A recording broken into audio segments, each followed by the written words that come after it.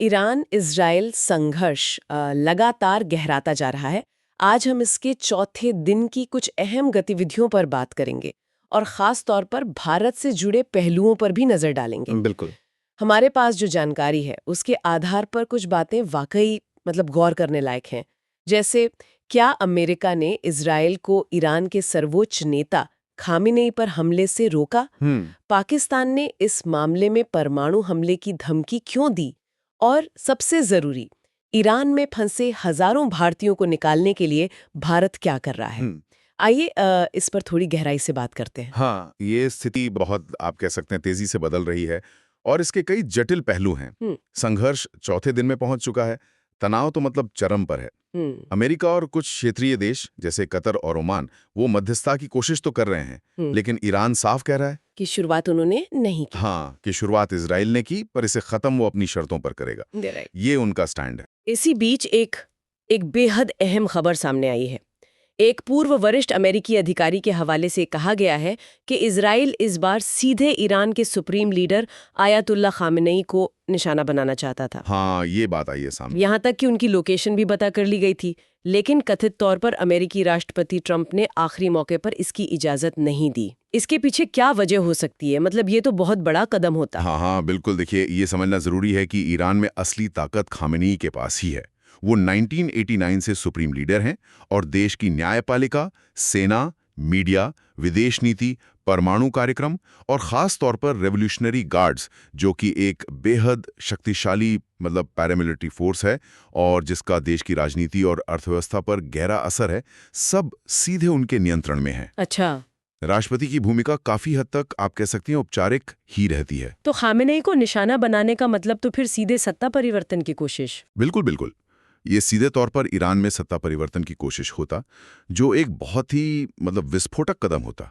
शायद America Iran में सत्ता परिवर्तन के जो अप्रत्याशित नतीजे हो सकते हैं उनसे बचना चाहता था, या उन्हें डर था कि खामेनी को निशाना बनाने से ये संघर्ष पूरी तरह नियंत्रण से बाहर हो जाएगा और एक बड़े क्षेत्रीय युद्ध में बदल सकता है। तो इस इनकार ने यकीनन एक बड़े टकराव को फिलहाल तो टाल दिया है। एक तरफ तो अमेरिका शायद बड़े टकराव को टाल रहा था, वहीं दूसरी तरफ इस संघर्ष में एक और, कहना चाहिए, खतरनाक मोड़ आया, पाकिस्तान के कथित वादे से। हाँ, ये भी एक चौंकाने वाली बात है। ईरान की राष्ट्रीय सुरक्षा परिषद के एक सदस्य हैं मोहसिन रिजाई। उन्होंने दावा किया है कि पाकिस्तान ने ईरान से वादा किया है कि अगर इजराइल ईरान पर परमाणु हमला करता है तो पाकिस्तान भी इजराइल पर परमाणु हमला करेगा। इस दावे में कितनी सच्चाई हो सकती है और इसके मायने क्या है? ये तो बहुत गंभीर बात है।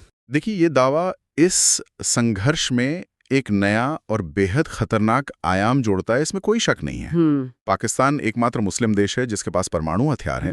उसका इस तरह खुलकर ईरान के पक्ष में आना परमाणु युद्ध के खतरे को, जो अभी शायद काल्पनिक लगता हो, उसको वास्तविक बना सकता है। लेकिन क्या ये दावा पुख्ता है?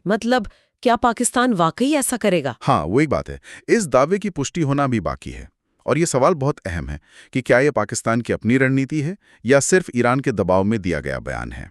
क्या पाकिस्तान वाकई ऐसा करने में सक्षम है या ये सिर्फ इजराइल और उसके सहयोगियों पर दबाव बनाने की एक कोशिश बार है। लेकिन सिर्फ इस वादे की खबर ही काफी है। आप देखिए, क्षेत्र में तनाव को कई गुना बढ़ाने के लिए, और इससे पाकिस्तान खुद भी इजराइल के निशाने पर आ सकता है। ये दिखाता है कि यह संघर्ष कैसे फैल सकता है। और इस बढ़ते तनाव का असर सिर्फ इन्हीं देशों तक सीमित नहीं है। अब बात करते हैं ईरान में फंसे हजारों भारतीयों की। हाँ, खबरों के मुताबिक वहाँ 4000 से ज्यादा भारतीय हैं। इनमें बड़ी संख्या छात्रों की है। उनके परिवार यहाँ भारत में सरकार से सुरक्षित वापसी की अपील कर रहे हैं।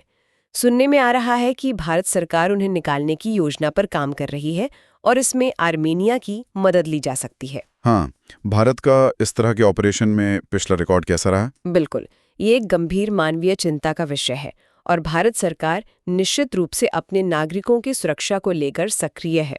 जो योजना सामने आ रही है वो कुछ हद तक वैसे ही लग रही है जैसे यूक्रेन से निकासी हुई थी, ऑपरेशन गंगा जैसा। अच्छा, सड़क मार्ग से पड़ोसी देश। हाँ, यानी पहले नागरिकों को सुरक्षित तरीके से सड़क मार्ग से किसी पड़ोसी देश ले जाना और फिर वहां से हवाई मार्ग से भारत लाना।